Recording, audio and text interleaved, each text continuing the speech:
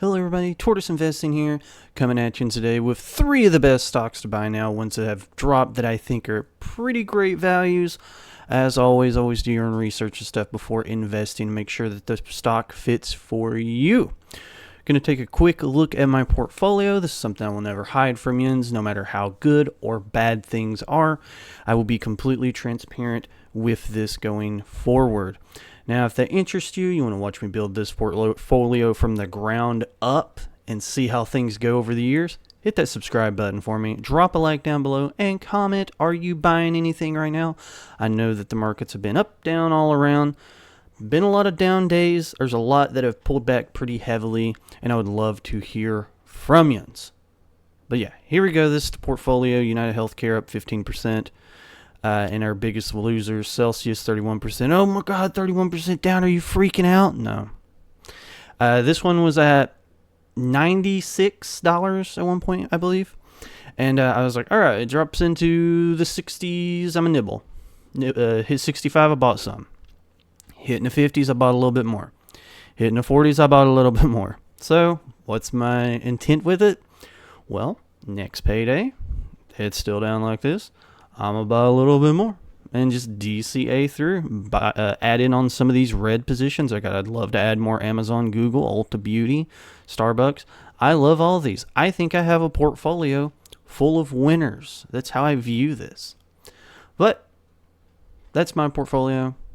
What are we here for today? The stonks. We're going to be taking a look at Booking Holdings, Ulta Beauty, and Salesforce.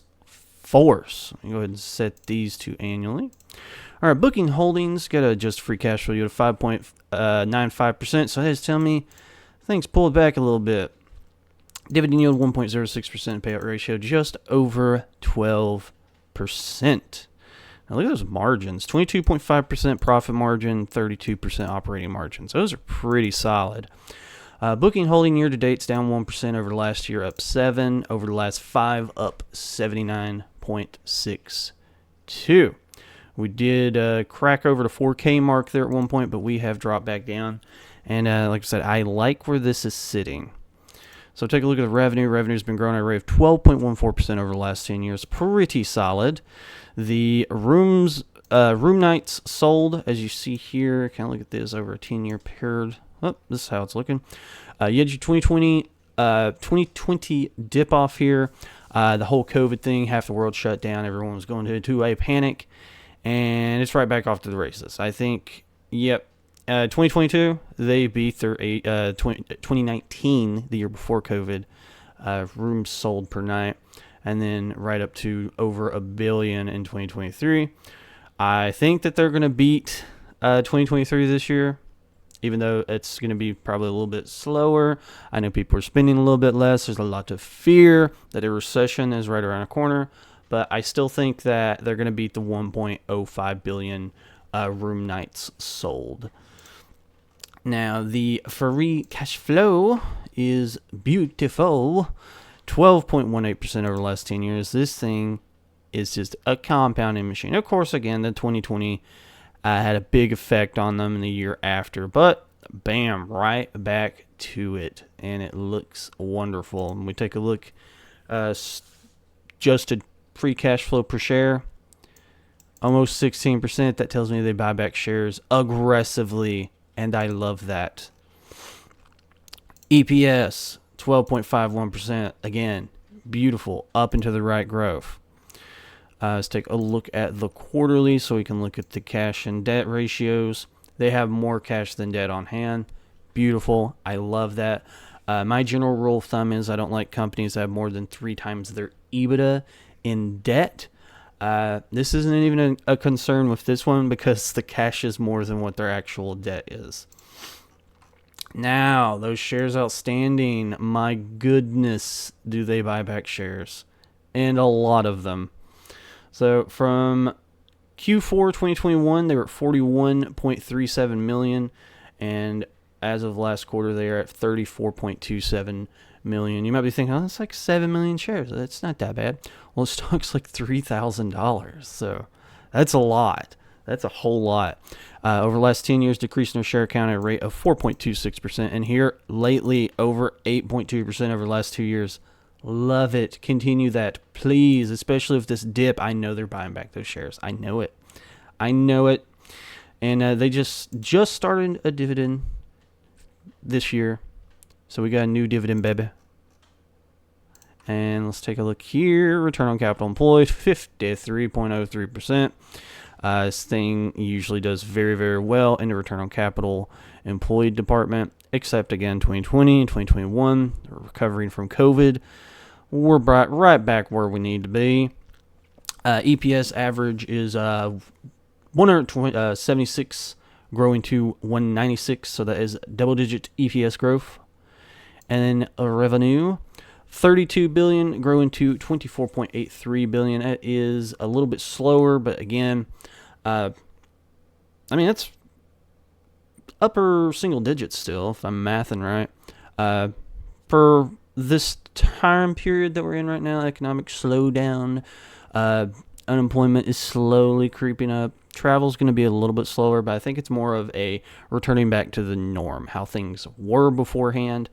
So this does not worry me. That's still growing at a pretty great rate, and the EPS is very solid still as well. I really like Booking. Next up, Ulta Beauty, another one that I love. I hold this in my own personal portfolio. Just free cash flow yield 5.56%. They have had a year. They have had quite the year. Profit margins 11.1, operating 14.7. So take a look here. Year to date, they're down 33.7 over the last year, down 27 over the last 5, down 4%. But I really like Ulta Beauty. I really, really like this company. Revenue's grown at a rate of 15.42% over the last 10 years. Very nice up and to the right growth going on there.